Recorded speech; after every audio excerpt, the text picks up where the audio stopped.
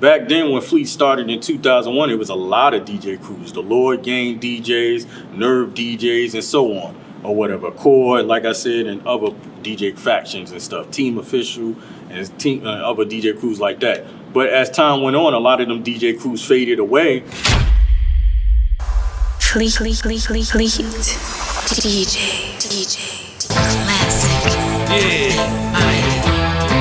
What it do, world?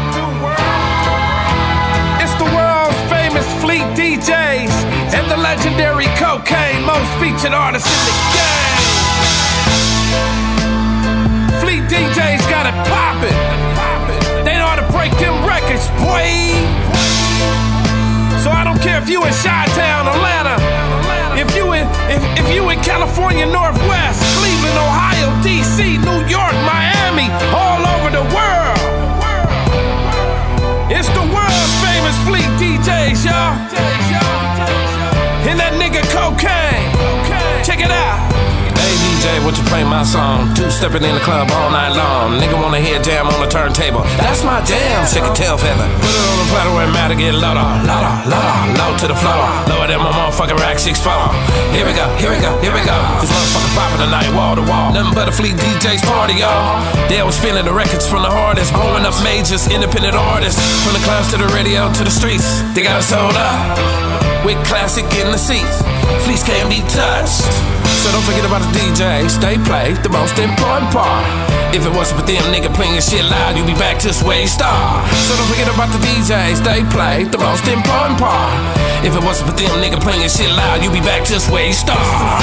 DJs, breaking records all day, taking over. If you want your shit play, call the Fleet DJ, taking over.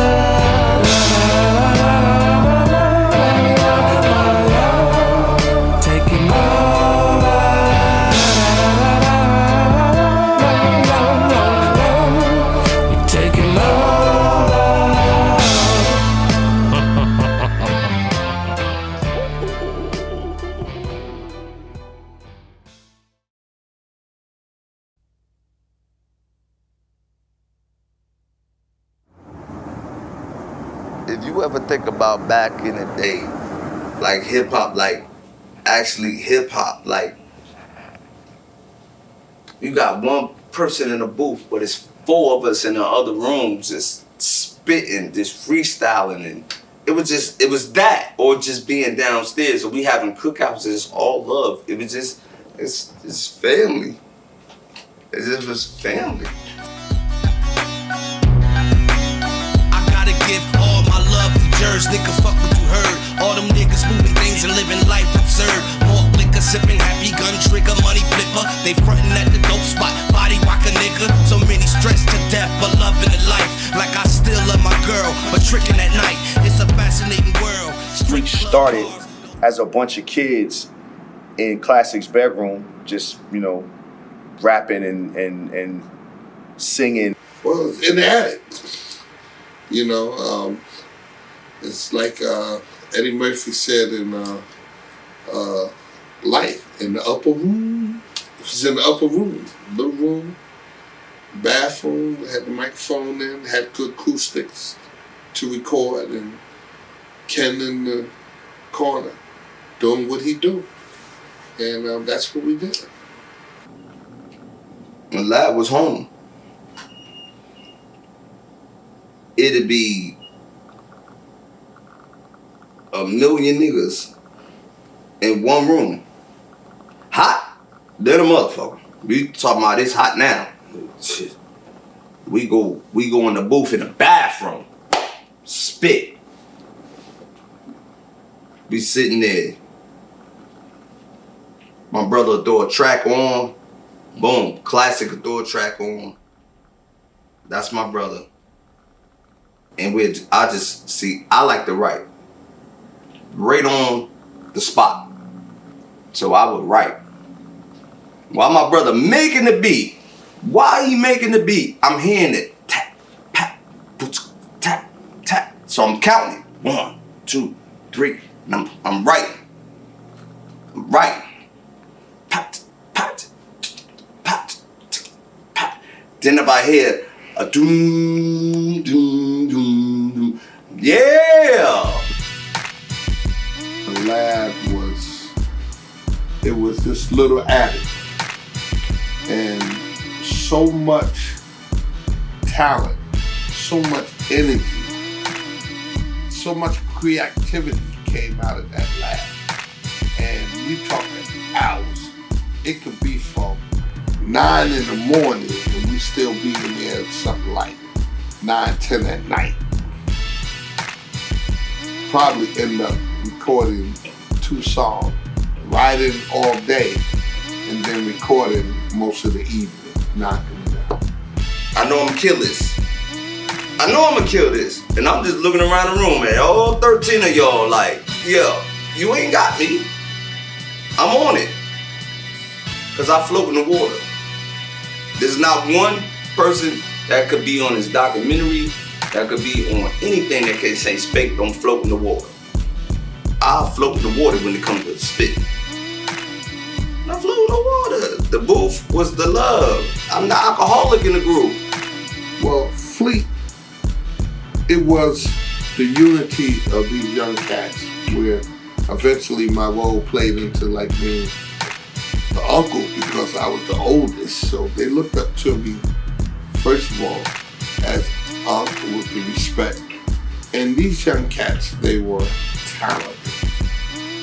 I mean, when I say talent, I mean talent. They were able to write and then go in and spit.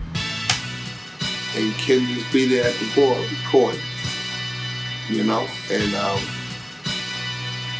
it was beautiful.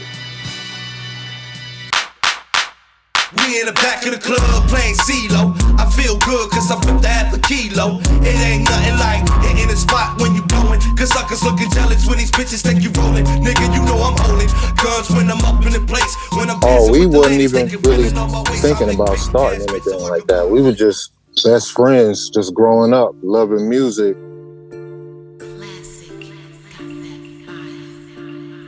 I known Classic since I was at least about 5 years old.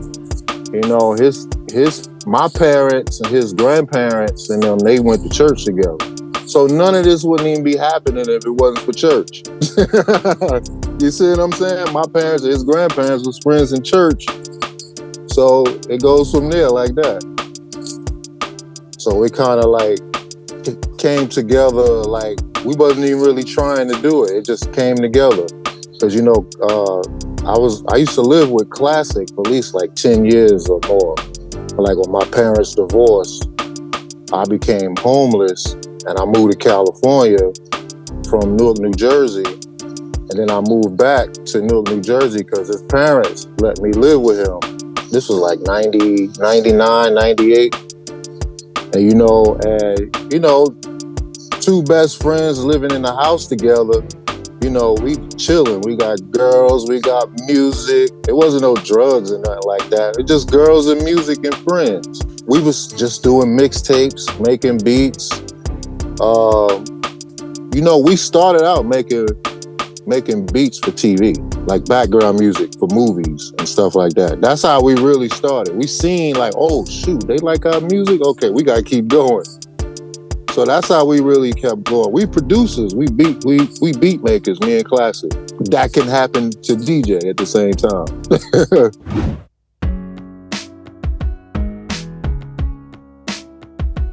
It was a while back. I want to say around 2005 or something like that, 2004, maybe 2005. I met him through a friend. She found out that I sing and she was telling me, you know, I know a guy, he does really good beats. You know, you should meet him. So she brought me over there. So sometimes I would do hooks for them here and there. And then he did some beats for me, but I wasn't really a big writer, but I wrote like a couple of songs or 2. But yeah, so he did beats for me for like at least 2 of my songs. I had help with one of them, and the other one I'm proud to say I wrote it all by myself. We had a good time working together. Everybody in the team was good and professional. Good relationship we had. Did about maybe 3 or 4 songs that I can remember. Not a whole lot, like I said, hooks and stuff. Mostly because they were rappers, and if they had if they had a song where they needed a female to sing, then I would do the hooks for them. I had very good memories of the whole experience. We had a lot of fun there all the time with all the guys. Everybody was talented. Spank, Troy, let me see who else. Every last one of them was very talented, had their own distinct sound, had a nice voice. Troy, I always liked his rapping voice. Spank, he just was raw with it, and I was just Janet. I would come by and just do hooks. They were like, oh, you think you can do this hook? And I would do the hook. They called it the attic. We would go in the attic. He always had to make sure he put the dogs with. He had some dogs back there. Put the dogs away first. Sure the dog's not back there? Because I always had on heels when I went there. Whenever I would go there, I can't be running with heels on if you got dogs. But yeah, they called it the attic because it was like upstairs. So, and we go in the bathroom. We really was literally going in the bathroom. It was always respecting the group. I always felt comfortable. You know, it was just either me or Outspoken being the only female around. Sometimes we were there at the same time, sometimes we wasn't, but it was always all love there with those group of guys.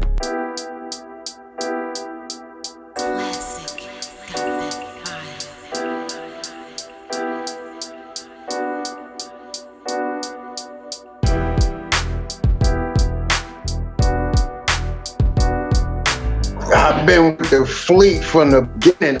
Bro, I don't even know what year we started that, but now me and Classic go way back to elementary school and stuff, elementary school, high school and stuff like that. Tyree too, DJ Pro 4 or whatever, so we go way back. So this fast forward, I got my posters and stuff all out and out everywhere, whatever. And then Classic turned on my block one day or whatever, and he was like, yo, man, he was like, who doing your beats? Who doing this? Blah, blah, blah, blah, blah. Who you working with? And I'm like, I'm dolo, nigga. I'm doing this by myself. I'm out here. I'm on beast mode, blah, blah, blah. He was like, yo, man, come to my house, man. I got so-and-so going on. I'm like, all right, bang. So end up going over to the house or whatever, in the attic. I just started banging out songs or whatever. Then we got Spanky Gums in there. We got Deuce. We got Hum. We got 3 people up in there, whatever, rapping. Let me see. We had this thing going on with Classic had the Compass Fleet. It was a group pretty much like rappers and stuff.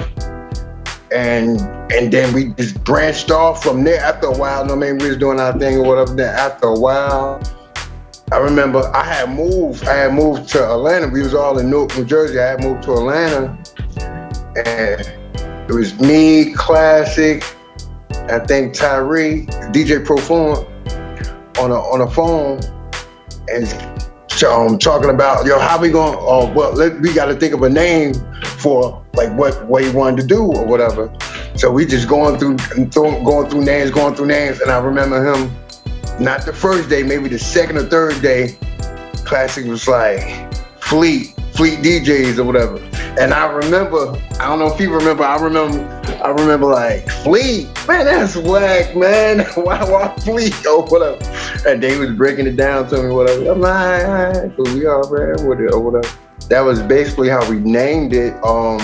He was building up DJs from people we knew already, and then it just started expanding. I mean, city to city, state to state. He already had people in his family in the music industry. I had people in my family in the music industry. Before we started the Fleet, we was rapping. When I was rapping and stuff or whatever, I had this thing I called Beast Mode, and I was doing like crazy promotion all across North, Jersey, New York, Philly, just different promotion or whatever. And I was doing that all by myself. And we I remember me, Classic, it might have been somebody else with me and Classic. I remember we went down to, there's an old school DJ back in the day, DJ Chuck Chill Out. He had an office downtown Newark. and we had went to his office and he wanted promotion for one of his artists or whatever. So he was like, who do Stress Malone promotion or whatever? And Classic was like, he do. He was like, nah, cause it's everywhere, blah, blah, blah, blah. I want that promotion, y'all promotional team to promote for that. And he was like, nah, Stress do that. And I had it everywhere, whatever. So he was so impressed. I think he was working with a kid named Fort Knox or whatever. And then that was like based on that, I was like, I wonder, I never asked Class, I'm like, damn, I wonder if once we started the Fleet DJs, like the promotional side of it, I'm like, did that come from me? Cause I was a beast back then. I gotta ask Classic that. Yeah, this Classic CEO of the Fleet DJs, you know what I'm saying? You checking out fleetdjs.com. Remember that. All you cocksuckers out there trying to hate on the Fleet, you know what I'm saying? You just came to this motherfucker and you just registered, you know what I'm saying? Fleetdjs.com, you bitch ass niggas. Remember that. Yeah!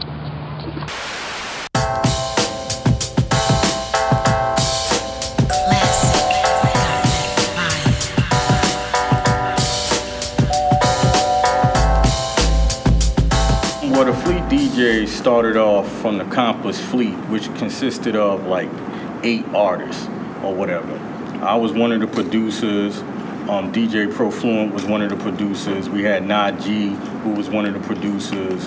And we had about 8 artists or whatever, from Spanky Gomes to Rick DeBro to Knight to Smoke to Janet Mack to the Bar Levels, Exodus, and Sean Leak and stuff.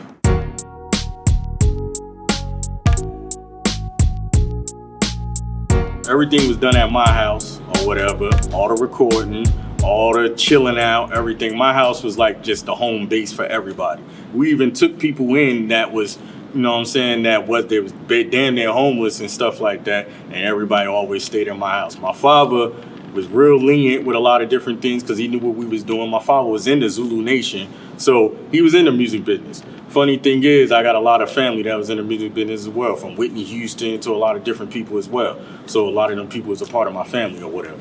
But going back to how the rap group started and how everything was situated and stuff like that, doing the music thing, I was doing a lot of the beats. I probably recorded like 500 songs between all the artists that was there or whatever. All this done at my house on my equipment and stuff like that. So as time went on, of just say myself personally, me doing all the recording, me trying to find industry connects, me trying to record all the songs, make all the beats and stuff like that, while everybody wanted to smoke and do all that stuff like that, guess what? I got tired of that shit. And guess what happened? I broke the group up and whatever, and I started doing my own thing.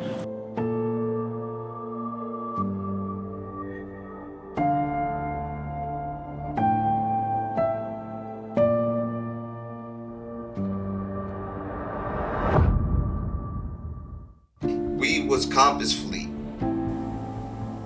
He came up with the Fleet DJs because what I said from the beginning, I'm not, in my mind, this is what Classic's saying, hypothetically, I'm not about to waste time with you guys doing this and doing that, selling drugs, drinking, smoking weed, fucking hoes, making babies, child support, doing nothing, wasting my time. I'm going to buy equipment and I'm buying things. I'm making no money from you, but I'm spending money. So I am basically gonna just branch off and do what the fuck I gotta do. There's no love lost. My brother always tell me, this is business. This is business. This is business. This is not personal. What happened? Why we didn't break through?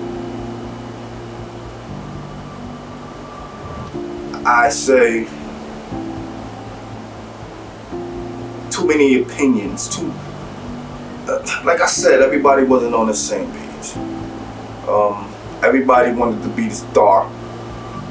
Everybody wanted to be, I'm the nicest, I'm the this. There was a lot of hating on other artists because one artist might have came, just say for example, Rick DeBro. When he started coming around, a lot of people started hating on him because he was recording all the songs and his songs was good or whatever. The same thing with Night and a lot of different things like that. So it was a lot of hatred between the people because people was feeling jealous at the time. My brother, he had a record deal or whatever, where he flew out the capital for a record deal or whatever. And whatever happened with the situation, it didn't go down, but a lot of people was jealous at that because he was the only person that was actually going out to that, had that opportunity to go to Capitol Records and for them to have that, the whole situation, which Neil Harrington Poole, who was Outkast's engineer, helped them get that whole situation going or whatever. But a lot of people was jealous of that. It was just a lot of jealousy and hatred and stuff. So my personal self, I couldn't deal with it no more. So you can talk to anywhere. I was the one that was like, I'm done with it. Everybody could stop coming to my fucking house, and that's it. Yeah, you should. I should be first. My music is better, you know. But it wasn't no people ain't really have beefs. It's just that the energy, like when you gotta deal with a whole bunch of crap. You know what I'm saying? I ain't gonna curse because I don't curse, but you know what I'm saying? When you gotta deal with a whole bunch of nonsense, it gets tiring. It takes your energy. So, and me, I'm the type of person, when I gotta be around somebody that takes my energy, I don't wanna do it no more. You understand what I'm saying? If something takes your energy, and I felt that with, you know, that's what happened with Classic too. Like his energy, like, he was getting tired of so many people, and it was just like they start taking his energy. Like you start taking your energy, you fall back. That's why I think we didn't break through, but we definitely had the material. I just felt like it was a lot of different outsiders that came in and influenced it. That was all. That's really the only problem that a lot of outsiders I was nowhere near around in the beginning, and then they came around. And then it's kind of like,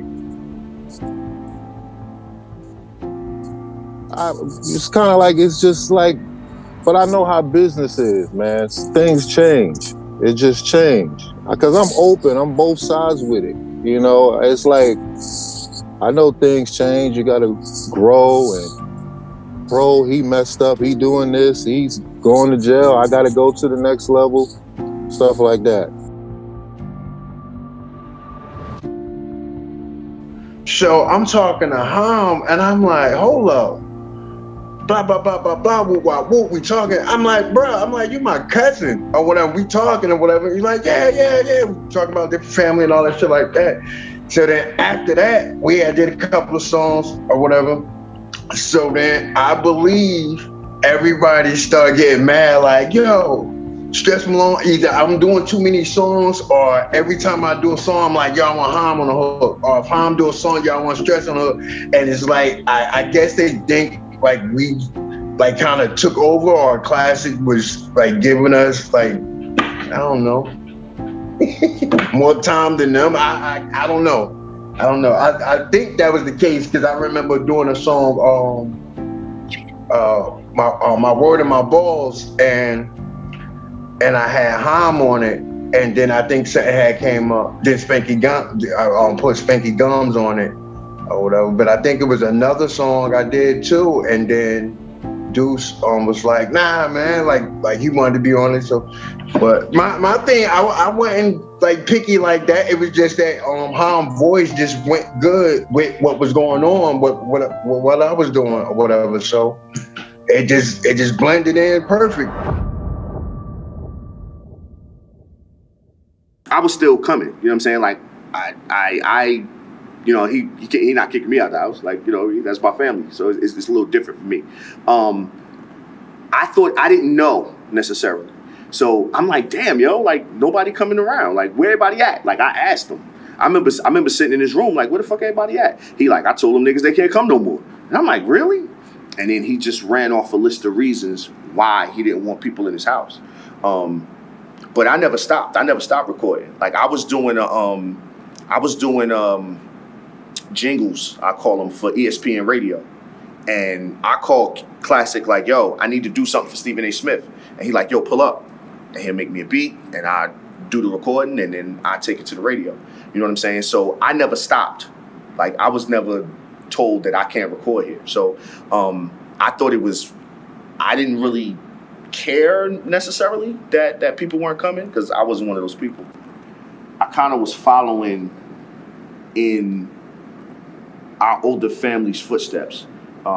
Ken's Classic's older brother was a DJ, and we were always trying to be like them. They had groups, and they had a group, and they was always making music, and I was trying to be them. You know what I'm saying? My older cousins were rapping, and their friends were rapping, so I was just copying what they were doing, and then I just developed my own style and my own thing. Classic followed in his brother's footsteps, and he started making beats, and it just kind of worked. And, you know, over the years, he honed his craft making beats. I honed my craft as an MC, and that was that. Everybody, they smoke their weed, they like to eat. Yeah, take me to 18th Avenue, let me get a drink, nigga, goddamn, let's come back and just do some more. You know what I mean? That just was me. You know what I'm saying? I was making like 3 songs a day. I mean, if you got a person that'll sit around and be like, your brother is the producer, your father, y'all got the studio in your house, what is you doing? Like, nigga, I did 3 songs yesterday. Can I get a break? A lot of crafts was developed, it was nourished, and it was growth, and it was the lab. This where you came. It was like a safe haven.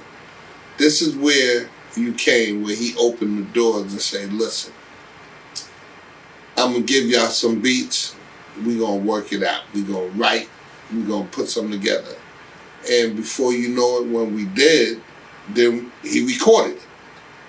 So it was like going to work, but having fun, but work in the beginning. A lot of work, a lot of hours we put in the lab.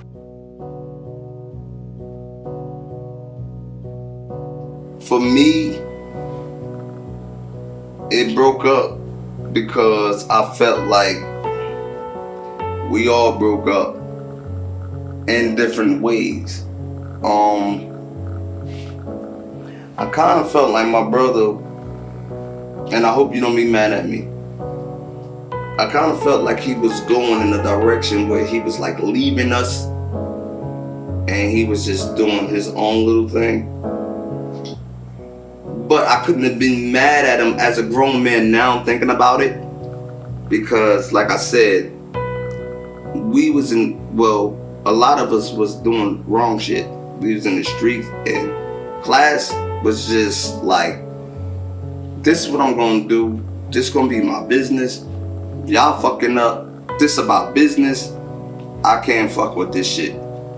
And for me as a little brother, I'm looking at it like, fuck them, but you my brother.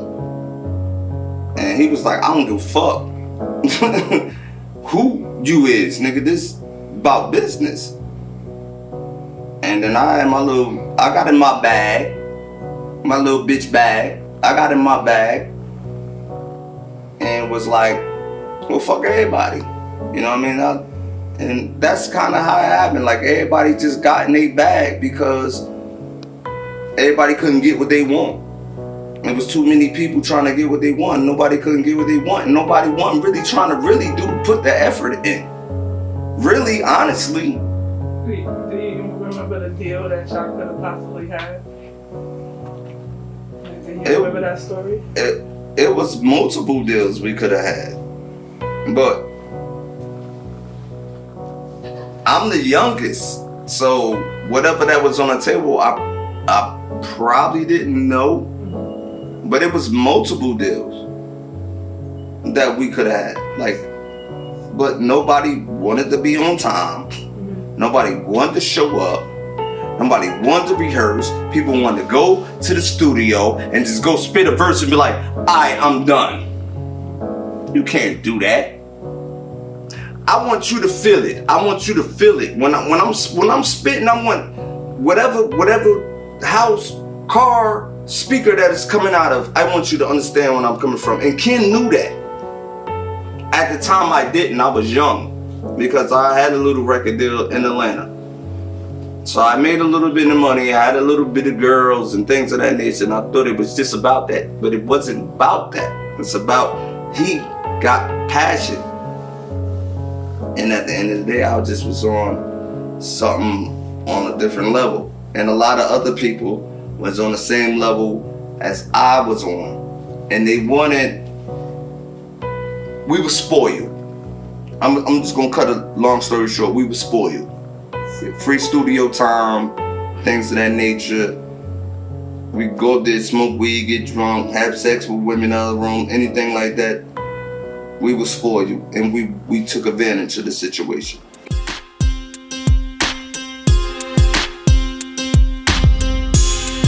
Compass fleet. Another day, another dollar, that's the model we live. If heads bring the chief, then it's bottles we give. Life is like a game of spades if you choose to renege. Bluffing your books, you probably get shot when you bid. Ain't a damn thing changed. I think long range. I got like at least 40 songs in class that he produced. Nah, 40, I say 30. 30 songs that he produced for me. And it's just me and him.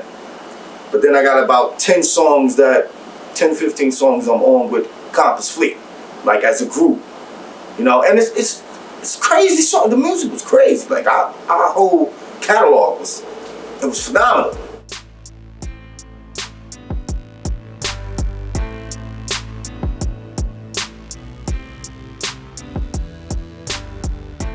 I thought so. Like a lot of people thought so. But it was a lot of ifs and ands, buts and whats, and everybody was on a whole different. I felt like we all wasn't on the same page. You know what I mean? I was doing that every single day, all day. That was my life, all day, making music, all day. Tell my little brother right now, today, I love this little motherfucker. He come in my house, listen to music, I be like, turn that shit off. Cause I don't be wanting to hear music all day, cause all I did was that. And then if you wanna listen to music, let me hear your shit. I wanna hear other people's shit. You wanna be an artist? Be an artist. Let me hear your shit. I don't wanna hear nobody else. I would love to hear you. I can listen to other motherfuckers all day. Look, they on TV all day. Let me hear you. And then once again, they go back to my father. These motherfuckers making their money. Where your bread? They doing what they doing. They on tour. They doing what they gotta do. Where your shit at? So, but see, with me, I ran the street. I wanted to sell drugs. I didn't want to go to jail, but I've been in jail and shit like that and things of that nature. But my brother always accepted me on that level when it comes to that music, because it was in our soul. You know what I'm saying? Like, I think that the Fleet would have went further if we wasn't fucking up in the street like that. I think I'm trying to use the promotion, my Beast Mode promotion that I had in Jersey, whatever. So I'm like, okay, I need to do this with this team. I need to do this with this part of the team, like the models and the I was trying to get the models into the movies down here. I was trying to get them into commercials. I just wanted to do a whole bunch of different things with the models, the hosts, the DJs and stuff, or whatever. And it was like I was moving too fast, or like it wasn't relatable to all the other states or whatever at the time. So the conflict with that was, it was when the models are certain people was like, certain models was mad at certain female DJs, or vice versa, or different things was going on, and they would get mad And I would tell Classic like, yo, I don't need them. They trouble. They too much trouble. It's gonna break up the team. Blah blah blah blah blah. So I'd be like, yo, y'all good. I'm good. I don't need y'all or whatever. They would call Classic and be like, yo, said blah blah blah blah blah blah blah. And Classic like, nah, I don't pay no. Nah, Stress just blah blah blah. He alright, whatever, blah blah blah. Nah, you good, you with Fleet, blah blah blah. So I'm calling Classic like, nah, man, you can't do that, blah blah blah, whatever. So that was a conflict. So that became a bigger issue. For me, I'm like, nah, I know where I can take this shit to, and I know that a lot of people ain't thinking as fast as me as far as the promotion shit or whatever. But I believe that shit helped because a lot of the stuff that I did back then, and I was shooting out emails and stuff with all the breakdowns and everything I wanted to happen, a lot of that stuff, they actually started doing.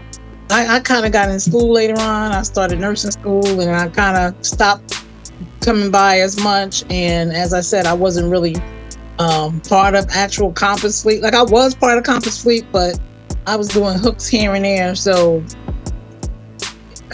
I feel like I kind of stood in the way of my own progress by not being a big writer. Because he told me I was welcome to always use the studio. He was always available. He always said, you know, whenever you want to come by, just let me know. I just needed to have more material to get in there. So I never had any issues. I never had any issues at all. We just had a good time and everybody was talented and we laughed a lot and joked all the time. And yeah, I don't have anything bad to say. I miss the old crew. Like I kind of wish we would all, you know, get back together one day and I don't know, maybe a reunion. Who knows? That would be nice. Reunion. You asked me before, and I said, in my opinion, it wasn't a breakup, in my opinion. And what I think you're talking about is Profluent.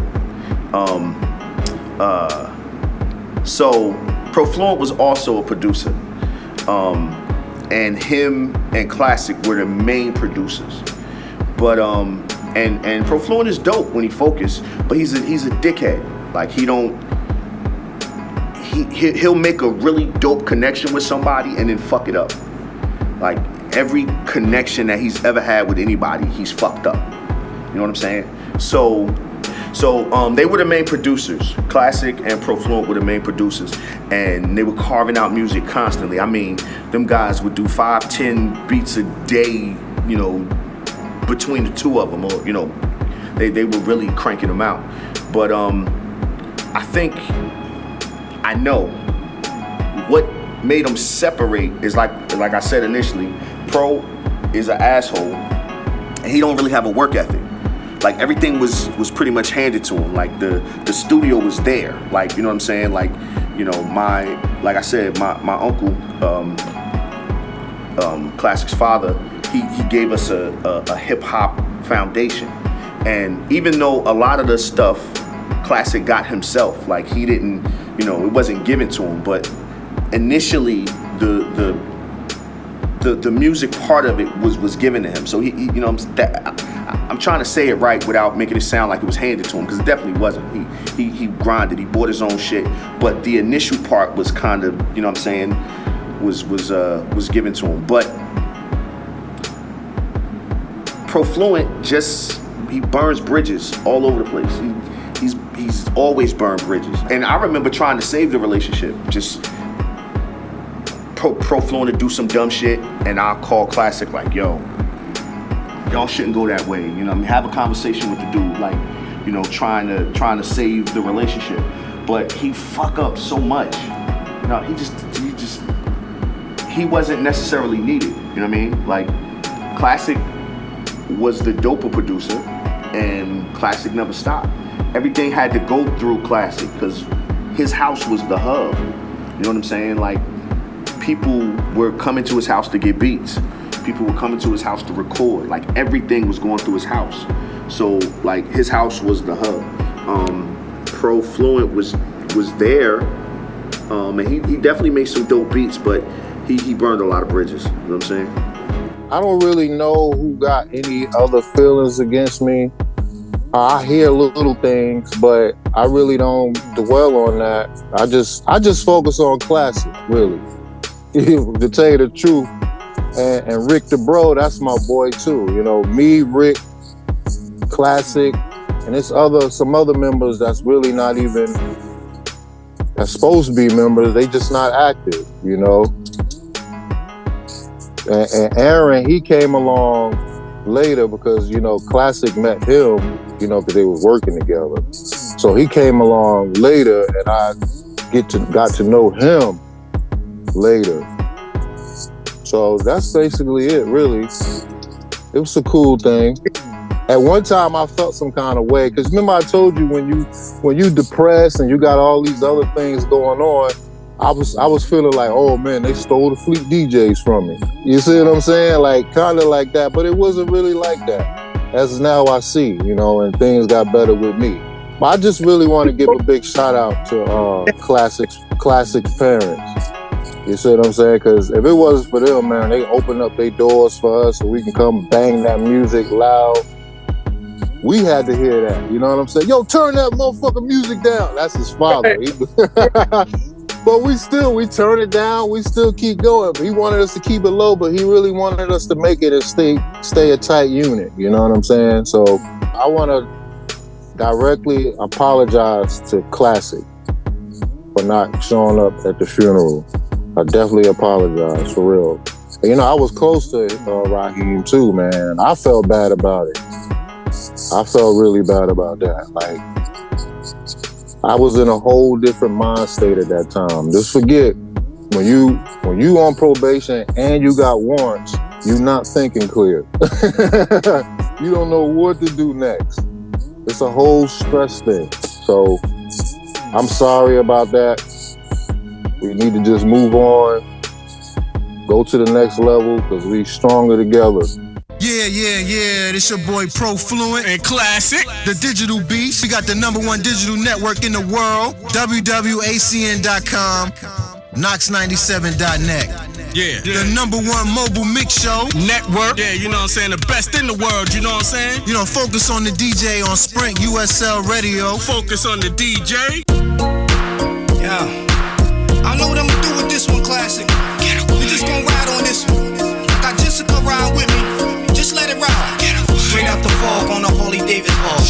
Case it pop off like inmates in the yard. You get clapped. And I ain't talking about VD neither. You need more than penicillin to stop that bleeding. When I ride low and slow with nothing but when you ride with your boys and doing shows, you know, singing R&B, and I was with Big Dog Entertainment, and things didn't go right with me and Big Dog, so I met Classic through a mutual friend, which was Deuce, and he introduced me to Classic, and I came up to the lab we used to call the lab, where they did a recording where he make his beats and stuff, and the family, they took a liking to me, and I became like an uncle, you know, to him and his brother, and a brother to his father. God bless Rock. I don't really see any downs. There weren't any downs. It's evolution. Sometimes things go, well, not sometimes, but all the time, things go the way they're supposed to go. But it wasn't there are no downs. Sometimes you have people in groups and their ideals don't align, so groups go in separate ways. Classic just persevered through that, and he didn't really need nobody. Like, he had a damn good foundation. My Uncle Ra, he's Zulu, you know what I'm saying? So our hip hop roots are deep. They embedded in hip hop, you know what I'm saying? So Classic's foundation was amazing. He was never gonna fall off. You know what I'm saying? You got a great foundation. You always build on it. So, you know, the evolution just took it the way it is. I'm gonna tell you what Classic is for me. You know, I can't speak for everybody else because I've seen Classic come up. You know what I mean? I've seen him grow. I seen him as a little kid we used to send to the store. You know what I mean? Go get us some chips, a bottle of water, something. But for me, Classic always been a laid back, cool dude. You know what I mean? Like real laid back, kind of quiet. You know, kind of kept to himself. And you know, I was gone for a while. Like when we stopped doing music, like I moved to San Diego years. Like I was in San Diego like 6-7 years. So I hadn't, you know, seen these guys or seen Derek had moved, his brother had moved to Charlotte, the one that used to do the music for us. So everybody like kind of branched off. And Classic, you know, I was in Cali, but I was still talking to my people in Jersey.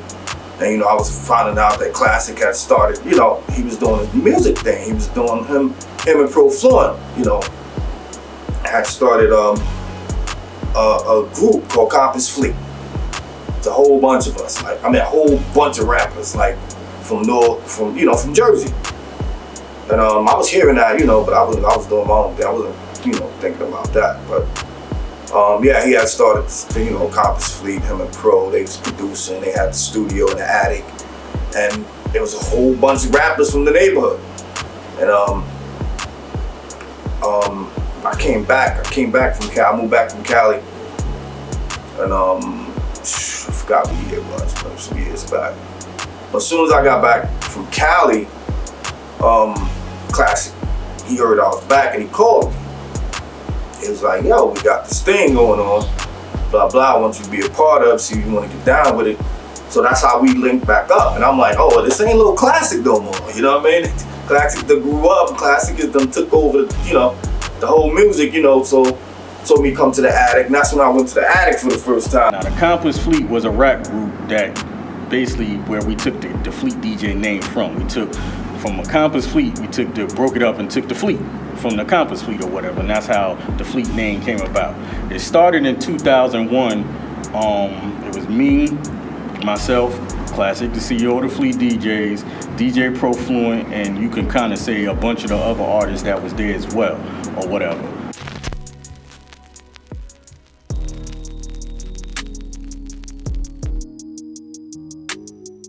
We was like really seriously on our way. We had something going.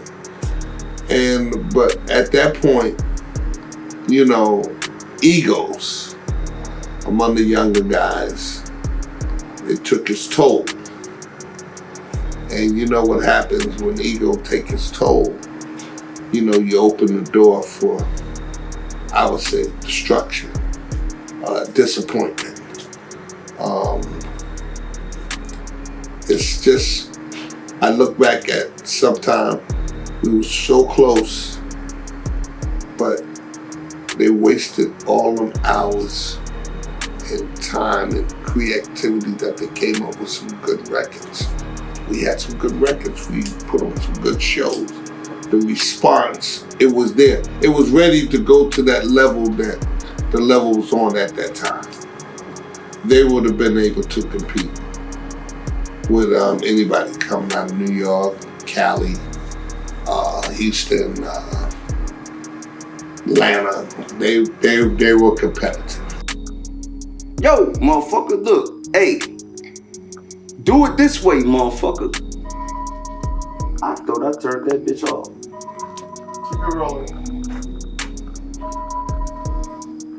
That's my brother, my other brother. So, that's my brother that's calling right now. That this is a funny story. I'm gonna give you this shit. This my brother that my father raised also, but this is not his son. And my daddy whooped his ass because he stole one of my daddy guns out of the goddamn bathroom roof. But that's a whole goddamn another motherfucking level. But yo, at the end of the day, my father was just different, but it was always about music. It was always about, you had to know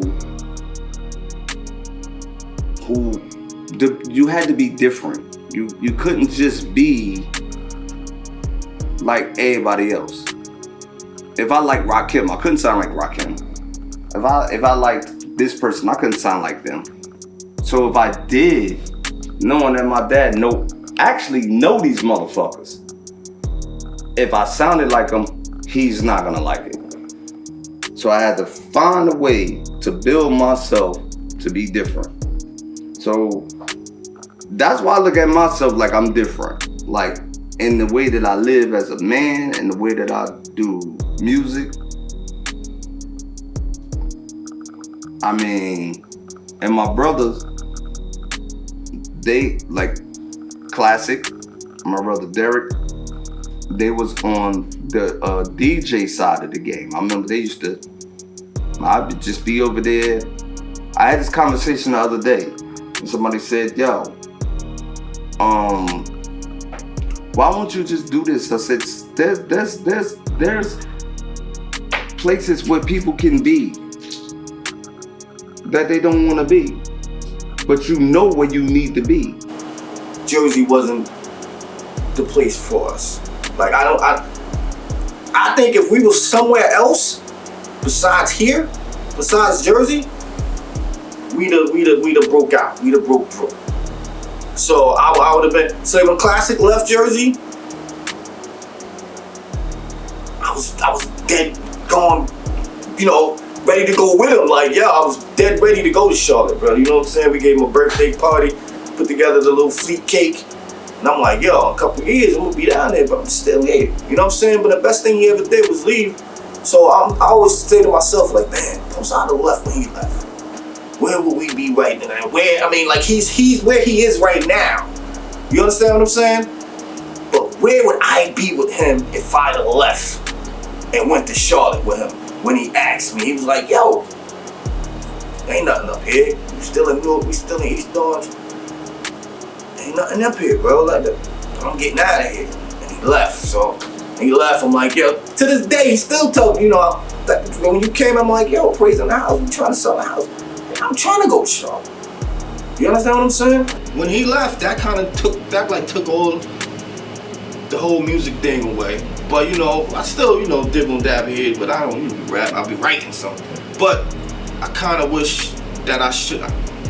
What's it been, like 4 or 5 years, 6 years now? He been in Charlotte? And I always say to myself, like, if I'd have left when he left, where would I be? Where would me and my family be in Charlotte right now? Well, the shadow was starting to be known in their own way. The word of the mouth of Accomplished Fleet, it started spreading, and they were more on being originated when they wrote for themselves. Then they didn't want no identification from nobody from NYC, nobody from Atlanta, nobody from LA. They wanted to put Newark strictly on the map. This comes from the heart of Newark. That's what the Accomplished Fleet, their main goal was when they started out. This is what it got to be. This is us. When you hear one of us, you knew, oh, they out of Newark. I get back into the music, so, you know, I linked up with him, became a part of Accomplished Fleet, you know. I mean, we was always family. We never fell from being, you know, together, his pops and everybody. That's family. His moms, I knew, you know, years. That's family right there. This was family. That's it. It was family. It's still family. You know, some people, they ventured out, did what they did. Some people we grew up, we got families, wives, kids, things of that nature. But I told her I was gonna fucking cry. I didn't want to do that shit. But it was just so many motherfuckers. That's why we called it Fleet. Rick, talking about my Uncle Smoke, fucking outspoken. Of course, Classic. Even though what the situation may be, you got Profluent. You know what I mean? Even though I don't like you, you bitch ass nigga, you left me in Atlanta on stuck dollar. At the end of the day, it's so many motherfuckers, goddamn Fears. Fucking, it was so many motherfuckers. Fleet was just on some other shit. Like, oh, Janet. Oh, I can't forget you, Janet. Janet, she did the song for my mother. I will forever love you, Janet. If you ever see this, I'll forever love you for that. doing a hook for my mother on that song. I'll forever love her for that. It's family, bro. Word is born.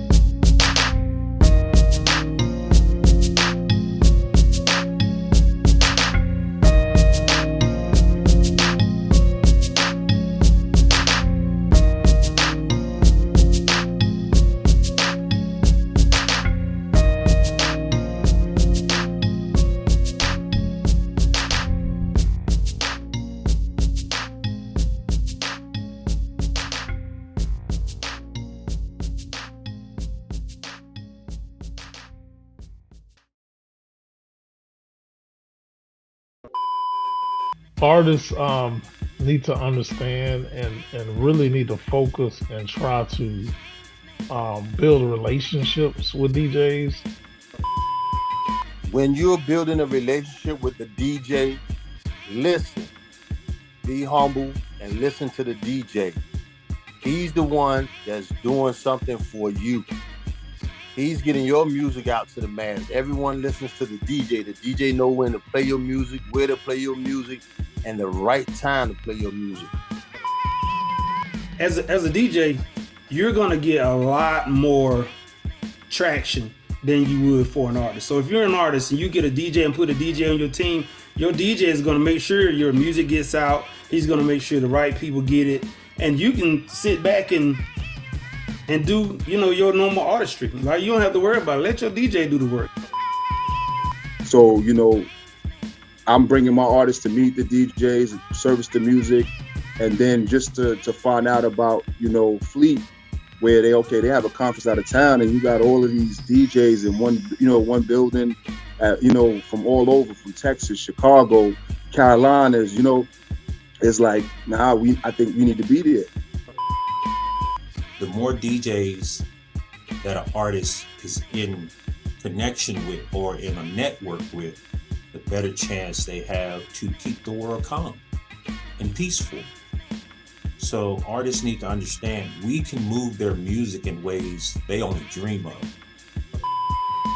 So for up and coming models, the advice that I would give to you is to create a solid portfolio. A lot of people think that being a model on Instagram and social media is the same, but it is not. If you want to be taken seriously in this business, you have to have a solid portfolio. It's very important. to all the DJs that know how to DJ, this one piece of advice that'll put you higher than where you at now. Learn about the software that you're using.